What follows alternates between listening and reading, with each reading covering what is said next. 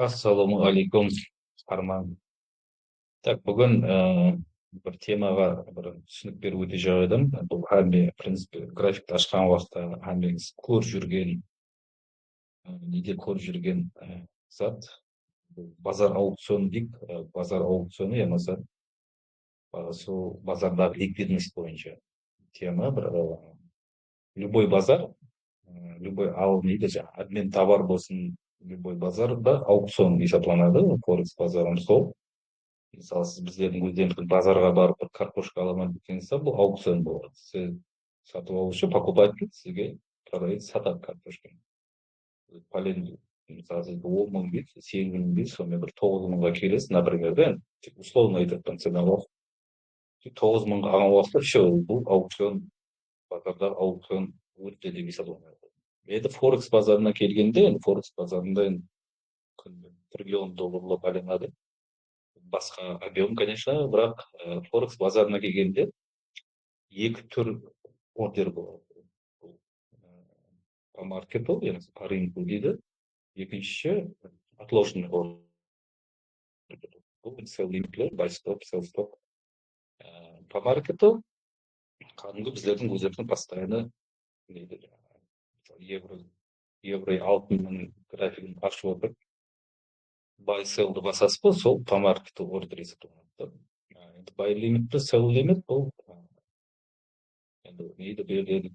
Көбісі менде орысша еді, қарақалпақша сонда харекет барын түсіндіріп кетуге. Мысалы, buy limit, лимитный ордер на покупку.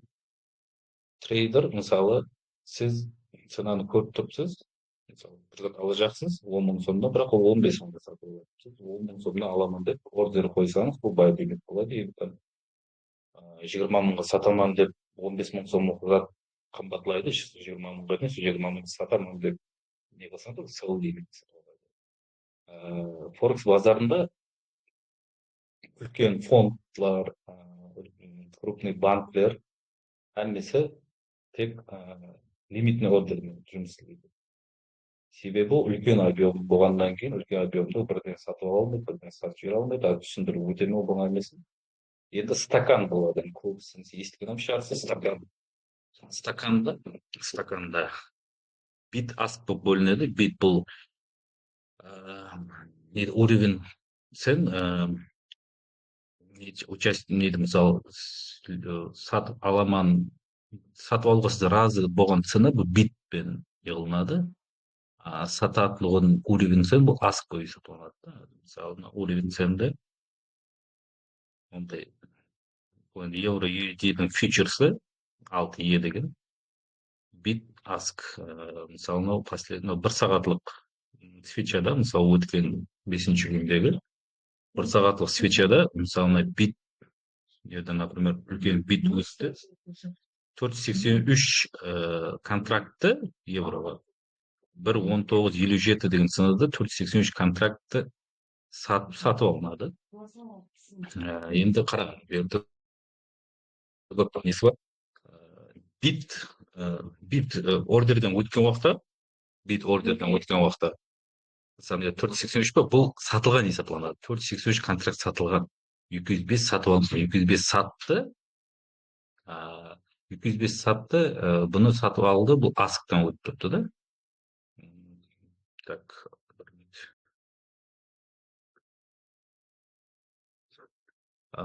лимитный ордерге келгенде, лимитный ордері, мысалы бұл жерде лимитный ордердікі, например, сатуға свечаның хостларында үлкен аск объем пайда болып басылса, и цена содан кейін тренд өзгерсе, бұл лимитный ордер на продажу болады.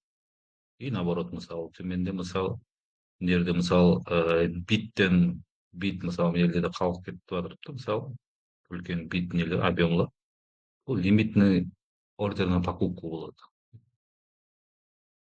Сіз главный мәнісінде бұның нені түсініп алыңыз, жақтан любой цена жүрген значение болады ғой, мысалы, евродан бір көрсетіп кетемін.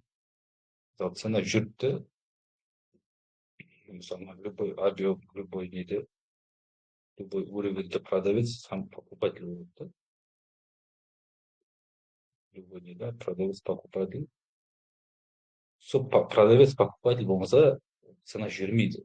Hamısı волатильность, hamısı ликвидность жүреді.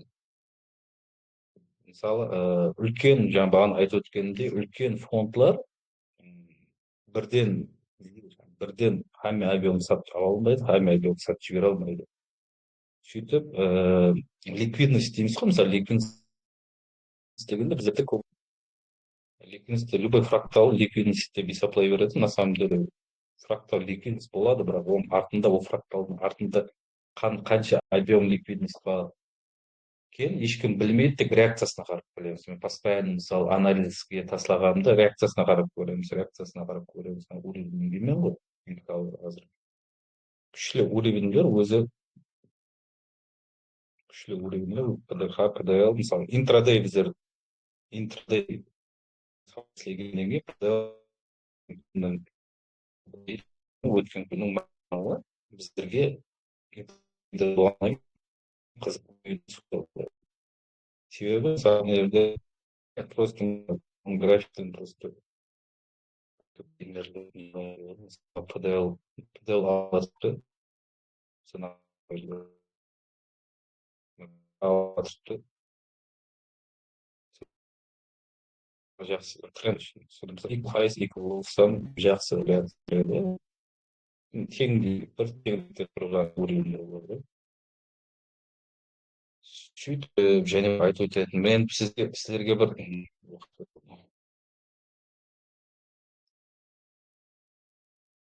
жалпақ тілде бір не дейді, базарға мысалы азында график ашты. График ашқанда емес, как Форекстің просто несін түсініп алыңыз. Логикасын да, базардың логикасын, кәдімгі базардағыдай мен сіздерге бір қолдан келгенше бір жалпақ тілде түсіндіріп кетейін.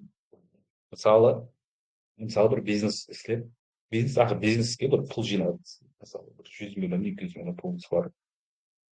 Бір iPhone, мысалы, Дубайға барып, арзаннан iPhone 10 штук, например, iPhone әкеліп сата жатсыз. Сіз базарға келіп жатсыз. Ценаны көріп жатсыз, цена бір 16-17 миллионда жүріпті дейді, бір iPhone-ды жүріпті.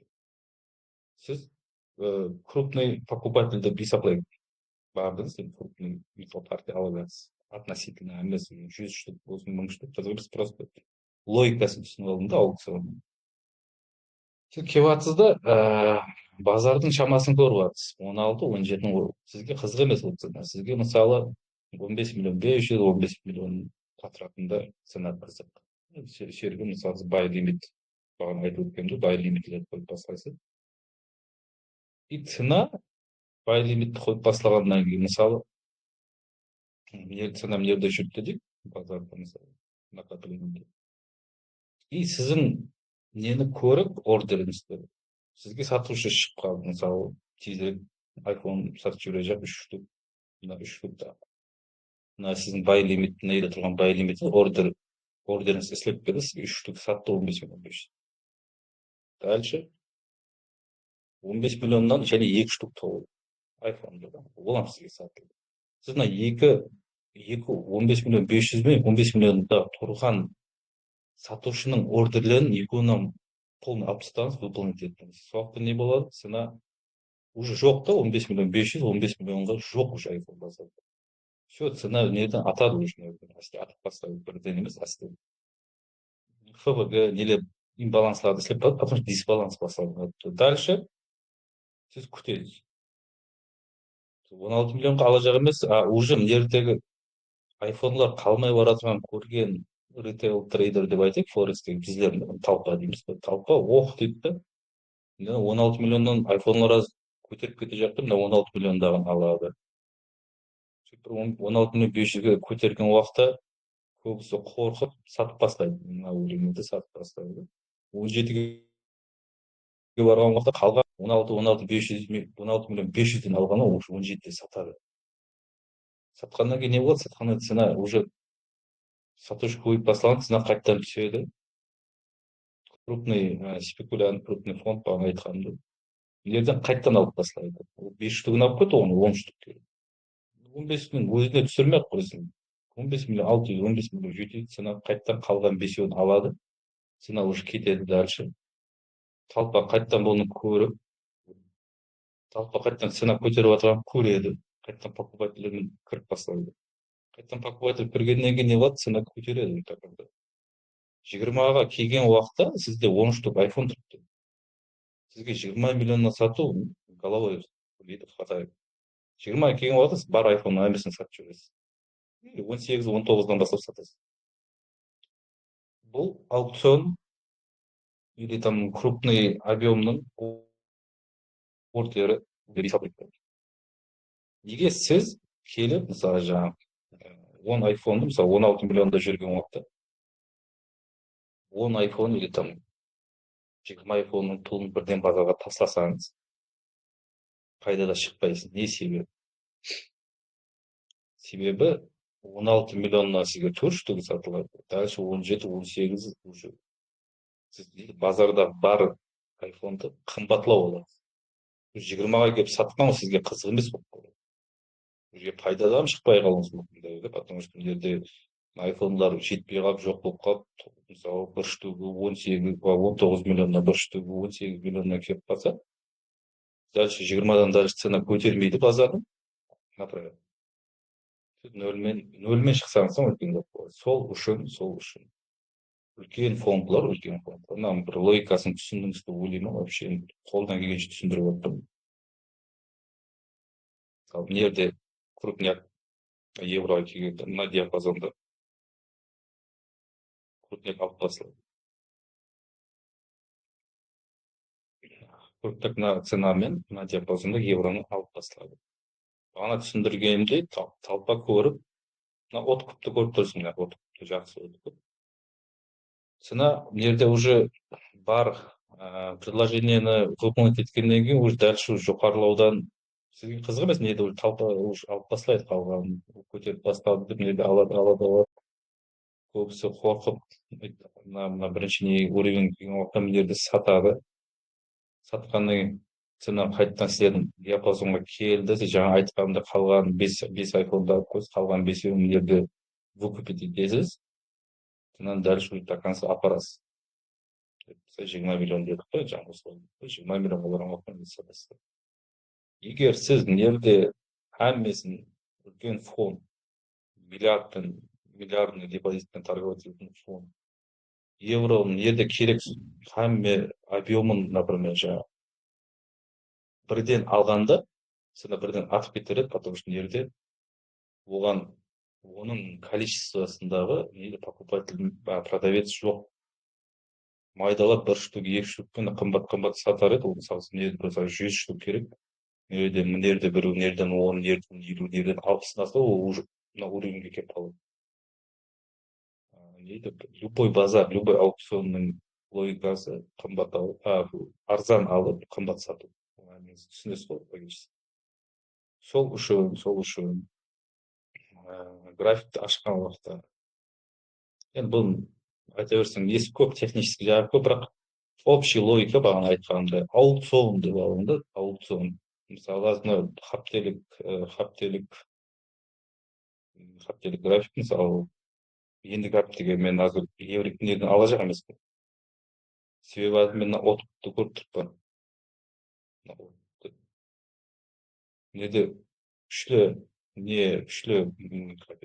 көп объемда продажа болды. Маған, мен сіздерге постоянно айтамын, любой үлкен уровеньге, Хатаев таймфрейм деген бұл бір күнлік хаптелік. Бір айлық таймфрейм қармақ керек емес ол жерде. Хаптенің басында, қала күн, бірінші күн азында хаптелік ашық, хаптелік таймфреймді көріп тұрсыз. Дальше төмеге кетеді, дальше жоғары кетеді, енді 50-50 вероятность. Бірақ біздер предположение істеуіміз керек, надан кейін цена қайқа барады. Точка, қай жерде цена и қай жерге апаруы мүмкін. Точка, ертең точка А болуы мүмкін, енді екінші күн, үшінші күн белгілі болады. Уже подтверждение берсе, ол технический жағы, подтверждение берсе, уже потенциальная точка Б мына уровень. Цена все аппарат.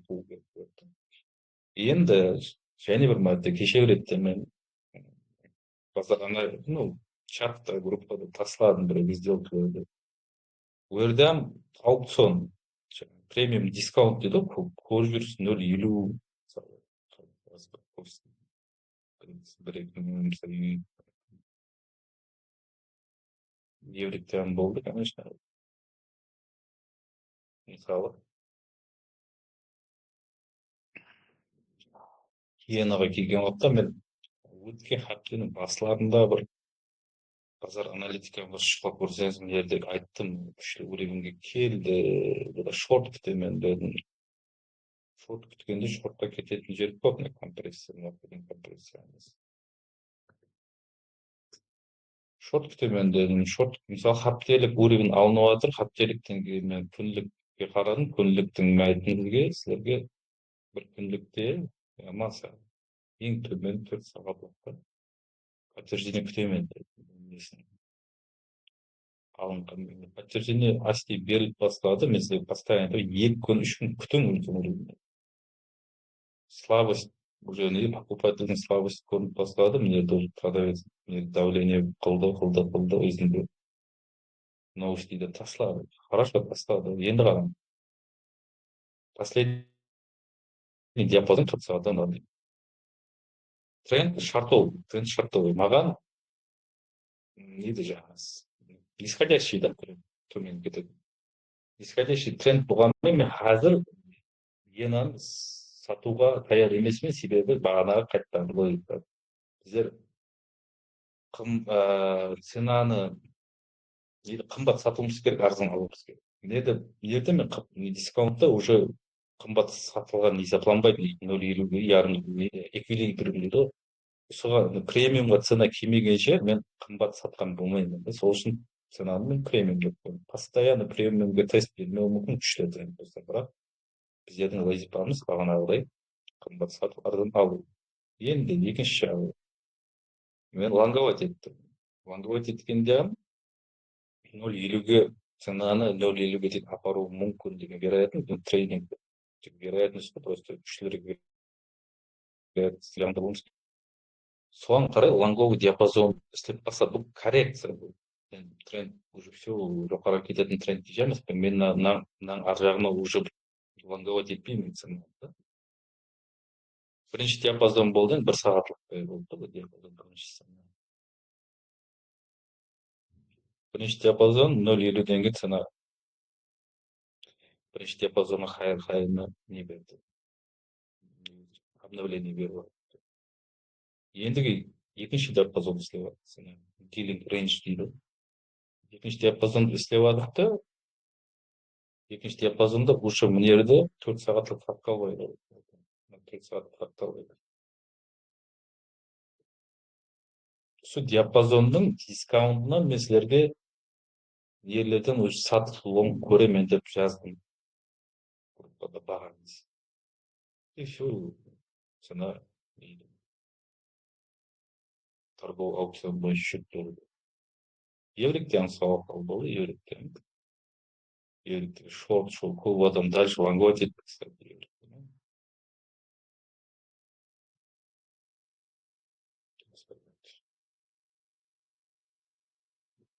Еврик көп адам лонговать етті.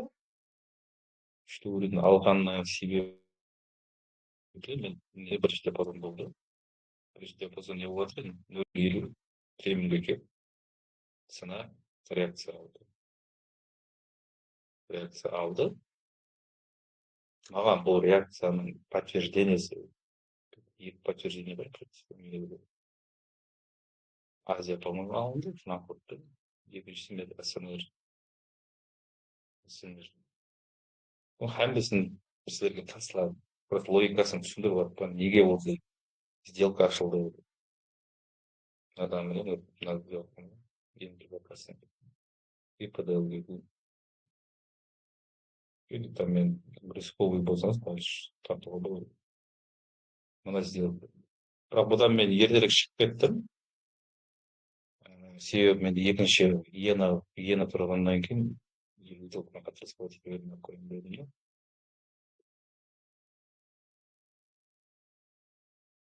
Так. Дальше енді сағаттылық диапазоннан істеп кете беруге болады. Одан кейін мынаны мысалы тоже премиумға келіп, сені внутренний ликвидностьпен жұмыс істеп алады да, все дальше кетіп алады. Кейін ертең цена ашылуына байланысты или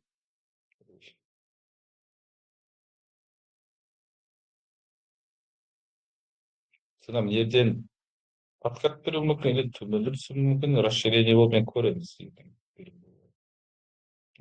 Так, примерно, осы жерден бастап Азия ертең бірінші күн жоғары кетіп басылады деп. Ертең мен сатпаймын шорт. Егер келген уақытта бірден ценаның келуіне байланысты, конечно, бірден сату керек емес. Жаңағындай СНР, ФВГ, әйтеуір подтверждение болады, әртүрлі подтверждение түрі бар, әйтеуір ФВГ, СНР, нейді, RB дейді, rejection болады. Короче, бұл жерде yaxshi технический жағы қызық болса кейін түсіндіремін, модель входу. Бұл жерде основной логика, основной жаңа айтып өткеннен кейін аукционды түсініп алды, аукционды. Диапазон күннен бастан бір сағатлық емес, күнлік диапазонларды белгілеп үйрену. Бұдан көптің несінде. Күнлік диапазонларды белгілеп үйрену. Күнлік деген дневной да, мысалы.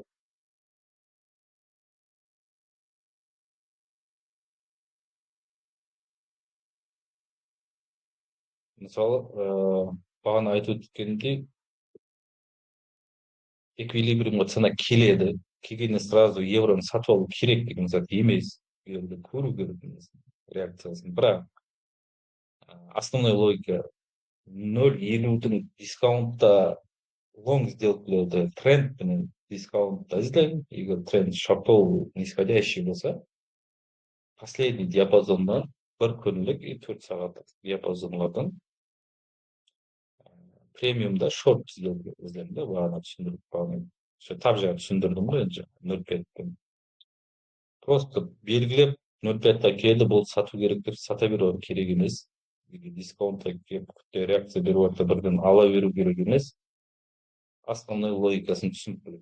Главный цена нарративті дейді, трендті алдымызда қаткен тренді қандай болacak, бірден бірінші күн, екінші күн белгілеп болмауы мүмкін. Да, жаңа айтып өткенде, мысалы, қателікте больше всего вероятность, елікті үлкен вероятность төмен келеді. Блин, базар ешкімге есеп должен емес, бұл жерде покупатель күшті болса, дальше бұл уровеньді алып тұрып қайтадан сындырып коррекция беріп, жаңағы күнілік 0,50-ге коррекция беріп, дальше восходящий трендті продолжить етуі мүмкін. Сол үшін бір күн, екі күн, мысалы, хаптелік подтверждение алу үшін x-1 таймфрейм дейді ғой. Хаптелік таймфреймді не алу үшін күнлік таймфреймде мендерден уже бір подтверждение дальше шорт кететін алуымыз керек. Ол подтверждение қандай болады? Ол бағана айтып өткенімдей, нелік цена келу. Реакция енді в любом случае 0,50-ден аз реакция болады, бірақ ол реакция дальше ценаны перехай бере алмай, внутренний фрактал істеледі. Сол фракталлардан жаңағыдай слом беріп басыласа 4 сағатта, жаңағы СНР болсын, или там сіздердің подтверждениесі басқа заттан алып жатқанда СНР болады, басқа слом беріп басыласа, бір күнлікте уже нейді точка Б, бізде потенциально бағана көрсеткен точка Б бару уже 70-80% барады. Точка Б барады. Так, енді мен қолдан келгенше түсінік бердім. Қолдан келгенше. Мақтанғанда не бір зат ойлап қалмаң, басқаша ілтимас, мен көп бұл бойынша темалар көбісі менде орысша өтеді. Орысша біздердің өздеріміздің Қарақалпақта елі дұрыс түсінік беріп өткен, Қарақалпақша не қылған, нелер жоқ болмаса барып болғанда өздерімізден авторлар болғанда мен сіздерге ссылкасын тастар едім, мынаны көрің деп, біздерде енді потенциал күшті балалар бар, жоқ емес тренингте. бірақ курсқа келгенде, неге келгенде тек основной техническая база. Дұрыс, SMC, Smart Money, SMC, ICT деп көп адам шалама шекке үйреніп алды өзі. Жақсы білетіндер бар, шала білетіндер бар. Бірақ ешқайсы базаны түсіндірмей жатыр да, мен көбісін көрдім, көріп жатқан. Волны Эллиотадан курс беретіндер бар, және бір бар. Yaxshi, технический мен тех база, теханализ істемейді жағы емеспін. Кім қайсы системадан қайсы стратегияны пұл тауса, сол прав есептеліне береді. Бірақ теханализге теханализге бір зат үйреткенде бір базасын түсіндіріп кету керек та, основной база неден келіп шығады, логикасы. Мысалы, мен неге теханализді бұрын мен теханализ торговать еткенде мен уровень поддержки, уровень сопротивления торговать ететін айлам келгенде соған келдім. СНР деген саппортпен демант қой енді деп қарағанда, саппорт пен демант.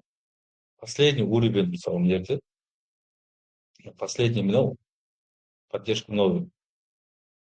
Продавец, последний күшті продавец мына жерде бар. Келді, алып кетті. Мысалы да, СНР сол зат қой деп қарағанда. Izlesең енді қаулай береді, общий бір бағана жаңа бір сағатта көрсеттім мысалы сендерге. Кейінгі неде мысалы мына уровеньге бармастан последний уровеньдерге пробиваться етілді. Ең көп объем продажаға болған сол уровень, ең последний сопротивление. Келді, алдық, обратный тест. Потому что неге көбінесе обратный тест береді, и обратный тест выкупиться етеді. Себебі мына сатып отырған, мысалы, мына сатпасаңыз да, сонда келді и бірден обратно кетіп бара жатыпты да. Сіздің стоп нерлерде дейік та, нерлерде. Сіз түсініп жатсыз, что дальше кетпейтін, міне қателескен. Цена сәл көтеріп бастады, сам нерлерге келді, цена нерлерге, мына.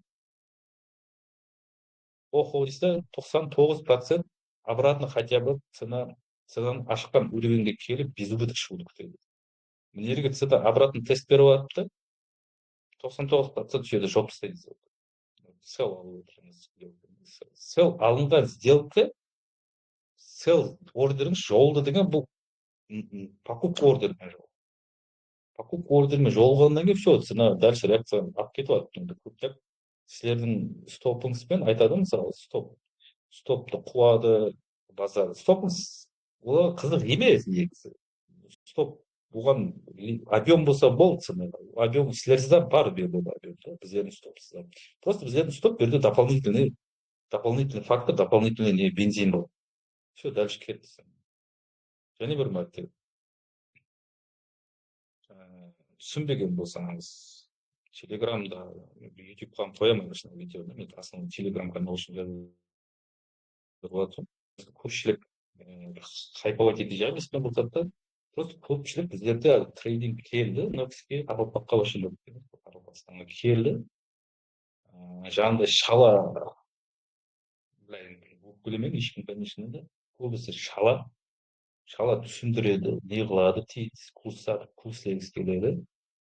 Адамдар оқуға барып жатыр, онша пұл беріп, үйренбей жатыр дейсі. Үйренсең, шала үйреніп жатыр, шала үйренгеннен кейін не қылады? Шала болады. 90% слива дейді. Деп жатырды, білем, өтірік зат деген трейдинг форекс өтірік деп айтсақ қойшы, административный зат дейді, анау мынау. Енді дұрыс, әркім өзінің ойы бар, бірақ ол ой неге келді?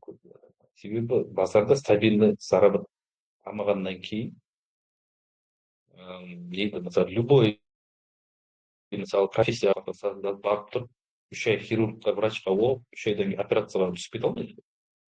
Дұрыс па? Кемінде 7-8 жыл оқуыңыз керек. Полный үйрену үшін.